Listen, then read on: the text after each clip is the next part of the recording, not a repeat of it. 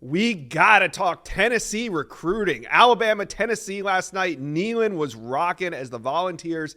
They won 24-17. Nico Imaliava throws the game winner. Now, this game wasn't always pretty, but Tennessee showed some grit. They pulled out a huge win coming from behind, going ahead with 1:24 to go in the game and sealing it with that Will Brooks INT. It was an unbelievable atmosphere. We're going to talk about it, but first, Tennessee fans, do me a favor, jump on board, hit subscribe to the On3 Recruits channel. We are talking Tennessee recruiting. You're going to want to be a part of it. Hit subscribe. All right, let's bring in Austin Price from VolQuest. Austin, we previewed this weekend. We said how hype it was going to be, but it lived up to it and then some. You've talked to recruits not only last night, but also on Sunday. So what's been the reaction to the game atmosphere on Saturday night?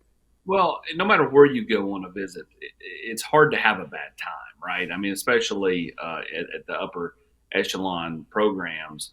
But when you add in the fact the atmosphere was a 10 out of 10, the result for Tennessee was a 10 out of 10. Yeah. It made it even better. And so, like, the result, overall in recruiting, I think, we'll find out down the line exactly, kind of what all happens out of this weekend. But I do think that Tennessee, made a huge and favorable impression with all four official visitors. I think they made a huge and favorable impression with several of the 26s and 27s that were in town this weekend. And there might even have been a 25 who had not been really taking Tennessee's phone call that all of a sudden said, hey, I need to talk coming out of this weekend. So, this is something where I think Tennessee, needed a big win. They got the big win and, left Neyland, much like I did, which was getting a text from my wife. Hey, when you get home, put your clothes in the sink in the laundry room and get in the shower. You're gonna smell like cigar smoke. Yeah, I actually asked Austin if he would smoke a cigar in this segment, but he said that he's already smoked them all. He doesn't have any left. That's what kind of celebration was going on last night. Smoked them all. All right, so Austin, the general takeaway. I mean, I know fans, especially fans on the message board or in the comment section of this video, they see things a little bit differently than recruits view them. Last night's game, I thought the recruits probably walked out of they saw a resilient football team. They saw a gutsy performance, and they saw Tennessee pull out a massive win. Yeah. What was the general sentiment when you talked to recruits about this football game? That was it. What you just said about how they persevered, they kind of got punched, and then they were able to punch back, and they were able to overcome adversity. I had multiple recruits tell me last night and on Sunday the phrase of overcoming adversity. Like, it was clearly something that either they had just kind of picked up on their own, or there was a talking point there amongst each other.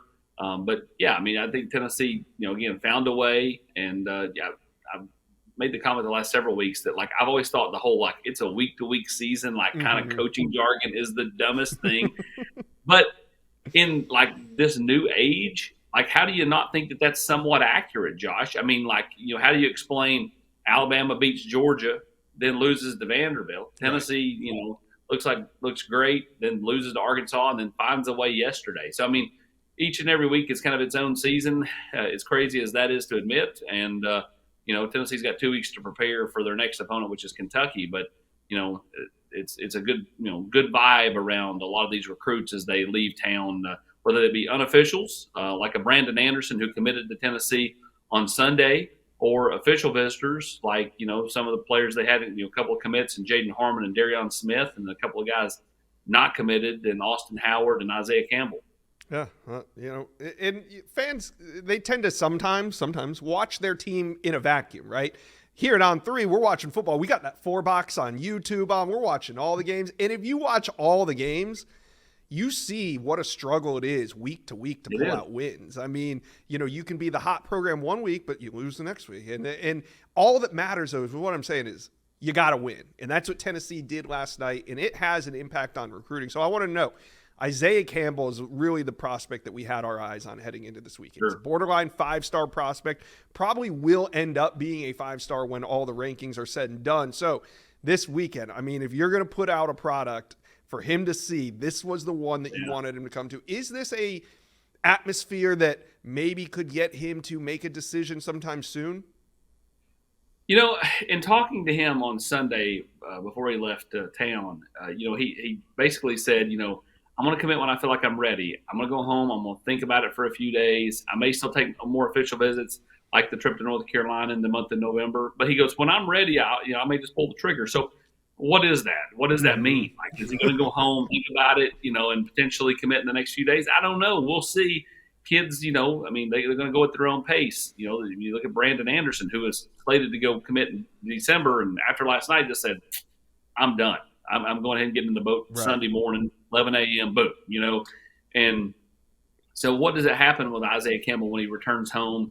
Does he take that North Carolina visit? Here's what I do know.